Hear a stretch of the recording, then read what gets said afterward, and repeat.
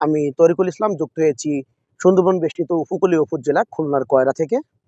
2025-26 অর্থ বছরের অন্তর্বর্তীকালীন সরকার যে বাজেট ঘোষণা করতে যাচ্ছে, এই বাজেটে দুর্গম এলাকা উপকূলবাসীর প্রাণের আকুতি কি সেগুলো আমি শোনাবো। উপকূলবাসীর প্রাণের আকুতি শুনতে আমাদের সাথেই থাকুন। আমরা তেরাং চাই না, বাঁধ ভালো হোক, ও আপনার সব দিক থেকে ভালো হোক, কোনো জায়গায় টেরাবল না নিয়ে এই দিকগুলো চাই আমরা। বেড়িবাঁধগুলো ভালো হলে সুখী শান্তিতে একটু বসবাস করতে পারি। এই অঞ্চলে, উপকূলীয় অঞ্চলের যে জলোচ্ছ্বাস, ঘূর্ণিঝড়, নদী ভাঙন, এই অঞ্চলে প্রতি বছর প্রায় 2-3 বার মানুষের ঘরবাড়ি ভেঙে যায়, তাদের তিলে তিলে ঠাঁই হওয়ার স্বপ্নগুলো বিলীন হয়ে যায়।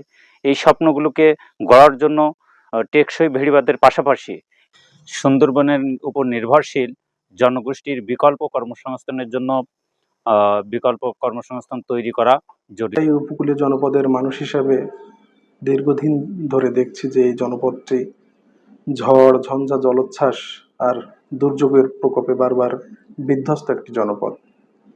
এই উপকূলের বাসিন্দারা যখনই ঘুরে দাঁড়ানোর চেষ্টা করে, তখনই আবার বিভিন্ন দুর্যোগে তাদের পিছিয়ে যেতে হয়, আবার নতুনভাবে শুরু করতে হয় জীবন। তো এই ভাঙা গড়ার খেলার ভিতরে বসবাসকারী মানুষদেরকে এগিয়ে নিতে হলে দেশের উন্নয়নের মূল ধারার সাথে উপকূলের মানুষদেরকে যদি আমরা সম্পৃক্ত করতে চাই, তাহলে এই অঞ্চলের দিকে একটি বিশেষ দৃষ্টি দিতে হবে। তো কয়রা সহ উপকূলীয় যে 19টি উপজেলা রয়েছে, পিছিয়ে পড়া যে জনপদগুলো রয়েছে, এই জনপদগুলোকে উন্নয়নের মূল ধারায় সম্পৃক্ত করতে হলে আমরা চাই যে আগামী বাজেটে উপকূলের জন্য যাতে একটি বিশেষ বরাদ্দের ব্যবস্থা করা হয় এবং এই 19টি উপজেলাকে এগিয়ে নিতে আমরা দাবি জানাই সরকারের কাছে যে উপকূল বিষয়ক একটি মন্ত্রণালয় দায়িত্ব দেওয়া হোক, যার মাধ্যমে উপকূলের মানুষের যে মৌলিক অধিকার, তাদের টিকে থাকার অধিকার, তাদের বেঁচে থাকার অধিকার, সুপেয় পানির সংকট নিরসন, টেকসই বেড়িবাঁধ সহ জীবন জীবিকার যে সংকট, এই সংকট থেকে উত্তরণের জন্য এই মন্ত্রণালয় কাজ করবে।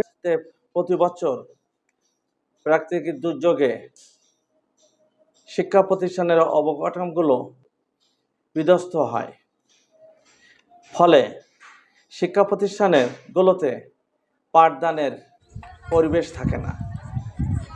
শিক্ষা প্রতিষ্ঠানগুলোতে ফ্যানের ব্যবস্থা নাই। শিক্ষা প্রতিষ্ঠানের পানি পড়ে, বৃষ্টির পানি পড়ে, ফলে ছেলেমেয়েদের, শিক্ষার্থীদের বসার পরিবেশ থাকে না। সেজন্যই শিক্ষা প্রতিষ্ঠানগুলোর অবকাঠামো উন্নয়নের জন্য বিশেষ বরাদ্দের জন্য আহ্বান জানাচ্ছি। চীনের দুঃখ যেমন হোয়াংহো নদী ছিল, আমাদের দুঃখ এই অঞ্চলের টেকসই বেড়িবাঁধ। এবং তার পাশাপাশি সারা দেশের শিক্ষা ব্যবস্থা অন্যান্য সময়ের মতো আমাদের উপকূলবর্তী এলাকায় প্রাকৃতিক বিপর্যয়ের পরে শিক্ষা ব্যবস্থা বেশি সন্দিহান হয়ে পড়ে, স্বাভাবিক কার্যক্রম চালানো সম্ভব হয়ে ওঠে না। তো বাংলাদেশের শিক্ষা ব্যবস্থার জন্য সরকার অন্যান্য এলাকায় যেমন বরাদ্দ করে, আমার মতে এখানে উপকূলীয় অঞ্চলের জন্য বাড়তি খেয়াল রাখা দরকার এবং বাড়তি বরাদ্দেরও প্রয়োজন।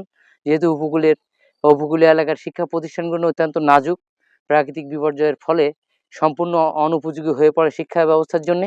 এবং এই অঞ্চলের মানুষের বাচ্চারা, শিক্ষার্থীরা, তাদের জন্য শিক্ষা ব্যবস্থাটা চরম চ্যালেঞ্জিং। এজন্য এখানে যদি বাড়তি বরাদ্দ থাকে শিক্ষা ব্যবস্থার জন্য, সেক্ষেত্রে দুর্ঘটনার পর দ্রুত সেটা নিরসন করতে সম্ভব হবে এবং শিক্ষা ব্যবস্থাকে আরও বেগবান করতে সহায়তা করবে বলে আমি মনে করি।